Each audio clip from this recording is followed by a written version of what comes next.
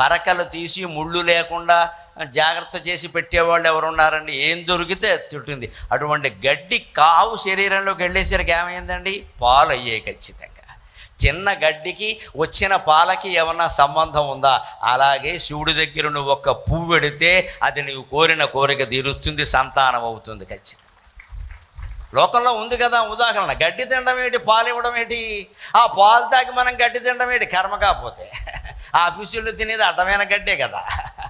జీతాలు చాలకుండా ఇంకా గడ్డి మొదలెట్టారు. పాలకుల సుపరిపాలన అంటే ఏమీ లేదండి. మండపేట రామాలయం సన్నిధిలో కోరుతున్న ఆఫీసుల్లో అవినీతి లేకుండా చేయమనండి, మొత్తం పరిపాలన బాగున్నట్టే లెక్క. ఇంకేమక్కల దేనికి వెళ్ళినా లంచం అడగద్దు, అది ఉంటే చాలు. ఎవ్వరూ ఎవరి మీద ఏ చర్య తీసుకోరమ్మా. ఎవడు దిక్కు మొక్కు లేని రాజ్యాలు నడుస్తున్నాయి. మరి అవినీతి కాకపోతే ఏముంటుంది ఇక్కడ? అవినీతి లేకుండా ఉంటే చాలు. ఆ ఉద్యోగుల మీద సరైన చర్యలు ఉంటే చాలు, ఖచ్చితంగా బాగుంటారండి ప్రజలు. ఏదో ఒక చిన్న కాగితం పట్టుకెడతాడు, అయ్యా నాకేదో పొలం రసీదులో ఏదో తేడా వచ్చింది, ఈ అంటే ఏంటి సాగతీత ఇక్కడ? రాని పేద రైతు, ఆయనకు ఆదాయం లేదు, తేడా వచ్చింది, చెయ్యాలా వద్దా? ఒక వృద్ధ వితంతు పింఛను కోసం పెడుతుంది, ఆవిడ దగ్గర లంచం. ఆవిడ అసలే వృద్ధురాలు, పైగా వితంతు, ఆవిడ దగ్గర లంచం ఏంటండి?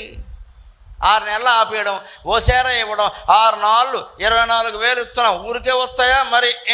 అంటే ఇక్కడ ఆ పేద వృద్ధురాలు వితంతువుకి ఆ 24,000 తీసుకెళ్ళి ఈ ఉద్యోగి ఇంటికి వెళ్ళి ఇచ్చి, అవ్వ నువ్వు రాలేవని నీ ఇంటికి వచ్చా అంటే ఆ అవ్వ ఆశీర్వచనం పరమేశ్వరుడు ఆశీర్వచనంతో సమానం, పరమేశ్వరుడు ఆశీర్వచనంతో సమానం. నాయన నువ్వు కలకాలం పిల్ల పాపలతో సుఖంగా ఉండాలమ్మా. ఈ పేదరాలు మనస్సు నువ్వు అర్థం చేసుకున్నావు. పేదవాళ్ళ ఆశీస్సులు వెంకటేశ్వర స్వామి ఆశీస్సులమ్మ, అనుమానమేం లేదు. పేదవాళ్ళని ప్రేమించండి, పేదరికాన్ని తొలగించే ప్రయత్నం చేయండి.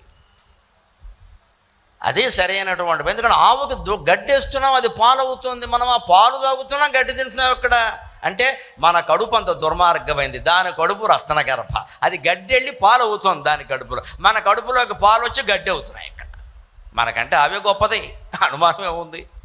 అందుకే నువ్వు ఆవుకి గడ్డేస్తే అది పాలు అవుతుంది కదా. ఇంకో ఉదాహరణ చెబుతున్నాడు, విచిత్రమైంది.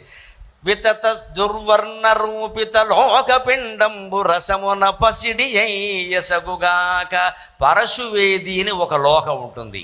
నాగార్జున కొండ మీద మహానుభావుడు బౌద్ధాచార్యుడు నాగార్జునాచార్యుడు దాంతో చాలా రసాయన ప్రయోగాలు చేశాడు. పరశువేది పూర్వం నుంచి మన శాస్త్రాల్లో చెప్పారు. దొరకడం కష్టం, కానీ దొరికితే దాన్ని ఇనప కాడ అట్లకాడకి జోడిస్తే అట్లకాడ మొత్తం బంగారపు అట్లకాడ అయిపోతుంది, అనుమానం లేదు. పరశువేది అంటారు దాన్ని. అదే రసం అంటే అది. ఆ రసచర్య జరిపితే ఒట్టి ఇనప కడ్డి బంగారపు గడ్డి అయిపోతుంది కదా. ఇనుము, తుప్పట్టిన ఇనుము, పైగా దుర్వర్ణ రూపిత లోకపిండం అంటే తుప్పట్టిన ఇనప గుండు, అది బంగారం అయిపోతుంది. లోకంలో చూస్తున్నాం మనం ఆశ్చర్యకరంగా. మరి భగవంతుడి దగ్గర పెట్టిన పువ్వులు ఆకులు మన కోరికలు తీరుస్తున్నాయంటే అందులో ఆశ్చర్యం ఏముందండి? ఆయనకి ఇవ్వగలిగింది నువ్వు ఇచ్చావు. నువ్వు పువ్వే ఇవ్వగలవు, ఆయన ఆకే ఇవ్వగలవు, నీళ్ళే ఇవ్వగలవు, కానీ నీకు ఆయన అన్నీ ఇవ్వగలడు, అందుకని ఇచ్చాడు ఆయన. మనం ఇవ్వగలిగింది మనం ఇచ్చాము, ఆయన ఇవ్వగలిగింది ఆయన ఇస్తాడు. ఆయన ఏమి ఇస్తాడు? ఆకు పువ్వు ఇస్తే మనకెందుకు, మనకు కావలసింది ఇస్తాడు. కానీ మనం ఎంత అమాయకులం అంటే కొడుకుని కొడుకుని కొడుకుని అని కోరుతాం, కొడుకు ఇస్తాడు, వాడు కొరుగు అవుతాడు 20 ఏళ్ళు వచ్చాక. అప్పుడు ఎందుకు ఇచ్చావు అంటాం. అప్పుడు ఏమంటాడు? కొడుకునిమ్మన్నావు కానీ కొరివిలో ఉండొద్దని కోరలేదుగా అంటాడు ఆయన. అందుకే తెలివిగా ఒక మాట చెబుతున్నానమ్మా, గుళ్ళోకి వెళ్ళినప్పుడు ఏమీ కోరకండి, ఆకో పువ్వో పెట్టండి, నీళ్లు పోయిండి, అవన్నీ మామూలే. ఒక్కటే కోరిక, నాకు తెలియదు నన్ను కాపాడు, నాకు తెలియదు నన్ను కాపాడు. నేను చిన్నప్పటి నుంచి మా అమ్మ చెప్పిన మాట ఇది. ఈ రోజు వరకు ఏ గుళ్ళోకి వెళ్ళినా నాకు తెలియదు నన్ను కాపాడు, అంతే. ఒకటే కోరతాను, ఇంకేం కోర. ఏదో చెబుతున్నాం, తోచిన మాటలు అందరూ పిలుస్తున్నారు, నన్ను కాపాడు. కాపాడుతూనే ఉన్నాడు దేవుడు, కళకళలు ఆడిపోయేలా కాపాడుతున్నాడమ్మా, అనుమానమే ఉంది ఇక్కడ. మహావైభవం పట్టింది వేళ. నిన్న మొన్న వెడుతుంటే ఆ జనమంతా అలా వచ్చి కారుకు అడ్డం పడిపోయి చివరికి ఒక ఆవిడ పాపం కాళ్ళు దొరక్క తలుపు వేసేసాను, డోరుకి దండం పెడుతుంది. ఆవిడ కళ్ళనీళ్ళు వచ్చాను. ఏం ప్రేమరా, ఏం ప్రేమరా, ఎన్ని కోట్లు ఇస్తే ఈ ప్రేమ వస్తుందండి. ఈ జీవుడు బతుకున్నాడంటే మీ ప్రేమ, మీ ఆదరణ కారణమమ్మ, అనుమానం లేదు. ఈ అభిమానమే బ్రతుకునింత రుచింపగజేయు, ఈ అభిమానమే బ్రతుకునింత రుచింపగజేయు, లేనిచో ఆయువు సాగదీయగ మహత్తర కారణమేమియుండే, లేనిచో ఆయువు సాగదీయగ మహత్తర కారణమేమియుండే, స్వేచ్ఛాయుతమైన చిత్తము ప్రసారము చేయు ప్రశంస ఒక్కటే, స్వేచ్ఛాయుతమైన చిత్తము ప్రసారము చేయు ప్రశంస ఒక్కటే, ఆయువు పోయును ఎంతటి మహాకవికైన ధరాతలంబునన్. మీ అభిమానం ఈ జీవిని 65 ఏళ్ళు బతికించింది. భగవంతుడు ఎంతకాలం నిర్ణయిస్తే అంతకాలం ఇదే ఆరోగ్యంతో షుగరు బీపీ లాంటి వ్యాధులు ఏమీ లేకుండా కళకళ్ళాడిపోతూ రోజు నవమన్మధుల్లాగే ఉంటా, అనుమానం ఏం లేదు. ఇంకా నాకు వ్యాధులు లేవు, ఏ వ్యాధికి నా దగ్గరికి వచ్చే దమ్ము లేదు నిజం చెప్పాలంటే. నాకుండే ఆహార విహార నియమాలు అటువంటివి, అవి పాటిస్తాం. అన్నిటికంటే గొప్ప నియమమ్మ వేదిక దిగాను అంటే నమశివాయ. ఇంకో మాట నా దగ్గర ఉన్నది, పంచాక్షర మంత్రం. నన్ను కాపాడుతున్నవి 2 మంత్రాలు, మీకు అవే చెబుతాను నేను. ఒకటి భౌతికంగా 5 అక్షరాలు క్రమశిక్షణ. సమయం అంటే సమయమే, ఇది తింటానంటే ఇది తింటాను, ఎంత మొహమాట పెట్టినా అంతకంటే ఎక్కువ తిన్నాం. అందులో ఏదైనా తగ్గితే అడిగేస్తాను, నాకు ఇది కావాలని. మొహమాటం లేదు ఇక్కడ. 2010 నుంచి రాత్రిపూట భోజనం లేదు, కేవలం 4 అరటిపళ్ళు తిని బతుకుతున్నా 14 ఏళ్ళుగా. అయినా బాగానే ఉంది. ఇప్పుడు ఇంత ప్రసంగం ఇచ్చి కారెక్కాక నేను తినేది 4 అరటిపళ్ళు. ఆ పూజారి గారు అబ్బాయిని అరటిపళ్ళు పెట్టారని అడిగాను నేను. నాకు మీరు ఏం బట్టలు పెట్టారు, బంగారం పెట్టారు, నాకు అనవసరం, 4 అరటిపళ్ళు పెట్టారు, నేను తినేది అదే రాత్రి చాలు. అంటే ఆ నియమమే క్రమశిక్షణ. భౌతికంగా క్రమశిక్షణ, మానసికంగా నమశివాయ, ఇంకేం లేదండి ఇక్కడ. ఈ 2 క్రమశిక్షణ. మీరు సమయానికి చేయండి, ఎక్కడ వస్తువులు అక్కడ పెట్టండి, ఎప్పటి పని అప్పుడే చేయండి, ఎక్కడ విషయాలు అక్కడే వదిలేయండి, మొత్తం జీవితం అంతా బాగుంటుంది. వదిలేయమన్నాను కదా, ఈ ప్రవచనం వదిలేయకండి, ఇది పట్టుకెళ్ళి ఇది చెప్పుకుని మనం సెలవు తీసుకుందాం. విచిత్రమైనటువంటి మాటలు ఎన్నైనా చెప్పుకోవచ్చు, కానీ సమయాన్ని బట్టి విన్నవి ఆచరించడమే చాలా ప్రధానం. అందుకని ఇది అలా మారింది కదా, ఇనపగుండు లోహఖండం అయింది కదయ్యా, అనుమానం ఏముంది అందులో. అలా ఏదైనా మారుతుంది, నువ్వు అనుకోవాలి కానీ ఇక్కడ. అందుకని అనేక రకాలు ఎలా మారుతున్నాయో చూడ. సాంద్ర ముక్తాభవారి శుక్తి ఎందున ముక్తామణి అయిన ఎట్లు సాంద్రాభ్రవారి. ఆకాశం నుంచి కురిచే వర్షం మామూలుగా అయితే వర్షమే, కానీ ముత్యపు చెప్పలో పడితే ముత్యాల బిందువైంది, స్వాతి ముత్యమైంది. ఇది ఒట్టి వాన చినుకు ముత్యపు బిందువుగా మారుతుంది. అనుమానం ఏదైనా ఉందా? అంతేకాదు, భూరి కుల్యాతవారి రసాల మూలమై పానకమై చలంగినట్లు. మామిడి చెట్టుకు మనం మామూలు నీళ్లు పోసాం, కానీ మామిడి పళ్ళులో అది తేనె రసంగా మారింది. నువ్వు పోసింది మామూలు నీళ్లు, కానీ మామిడి పండు ఎంత తీయగా ఉంది. ఈ నీళ్ళే అక్కడ రసంగా మారాయి. ఈ నీళ్లు లేకపోతే మామిడి పండు తీయగా ఉండదండి. మరి నీళ్లు తీయగా మారాయా లేదా? ఇనపగుండు బంగారంగా మారిందా లేదా?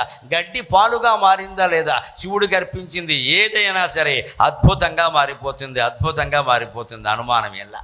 ఇప్పుడు చివరిగా ఆయన ఎటువంటి మహానుభావుల్ని రక్షించాడో ఒక్క మాట చెప్పుకుని 5 నిమిషాల్లో మనం సెలవు తీసుకుందాం. 10 శతాబ్దములు నిన్ను దవిలి పూజించిన మెచ్చి చక్రికి చక్రమిచ్చినావు, తరలక నిను గుర్చి తపమునర్చిన క్రీడికి ఎసక పాశుపతాస్త్రము సగినావు. తరలక నిను గుర్చి తపమునర్చిన క్రీడికి ఎసక పాశుపతాస్త్రము సగినావు.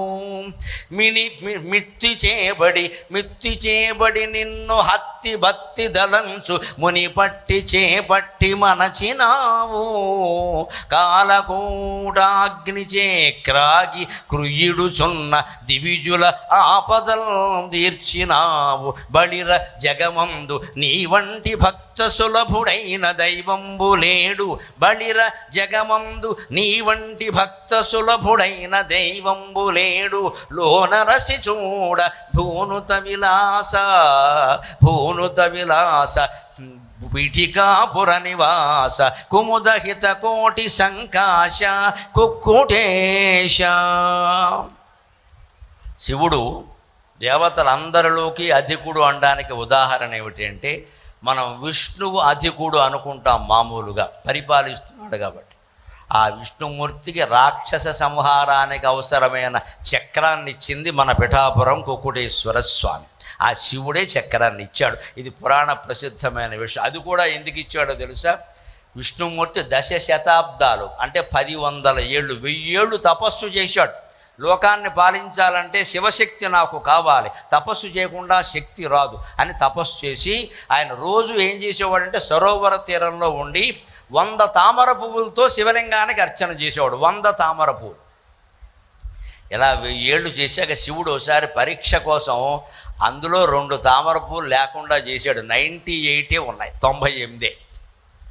2 తామర పువ్వులు లేవు. ఆ వేళ పూజలేదో పూసి వాడిపోయే 98 ఉన్నాయి. వెంటనే విష్ణువు సైతం కంగారు పడి ఒక నియమం పెట్టుకుంటే మనం అంతే కదా, మరి నియమం పెట్టుకోకపోతే వేరు, నియమం పెట్టుకుంటే కంగారు పడతాం. ఆయన కూడా కంగారు పడ్డాడు. ఇవాళ 98 ఉన్నాయి, ఇవాళ 98 ఉన్నాయి, శివుడు దయ చూడలేదు, ఏమిటిది 2 అని ఆలోచించాక ఆయనకి ఏమనిపించిందంటే, ఆలోచించడం ఏంటి దీనికి, నన్ను అందరూ కమలాక్షుడు కమలాక్షుడు అంటున్నారు, నా కళ్ళు తామర పువ్వులే కదా అని ఏమీ ఆలోచించకుండా తన దగ్గరున్న ఆయుధంతో తన 2 కళ్ళు పొడుచుకుని పరమశివుడికి అర్పించాడమ్మా. ఈ 2 పద్మాలుగా భావించి వెంటనే శివుడు వైకుంఠద్రుహిణాది దేవతల గొల్వన్వామసీమావరోధాకారుండై నాగచర్మవసనుండై చంద్రరేఖాధరుండై కాకోదర భూషణుండై వలక్షాణంగ భస్మాంగుడై లోకవ్యాపిత పాండుధీధికరాళుండై వృషారూఢుడై ఆయనకి దర్శనమిచ్చే మహావిష్ణు త్యాగేనైకే అమృతత్వమానసు,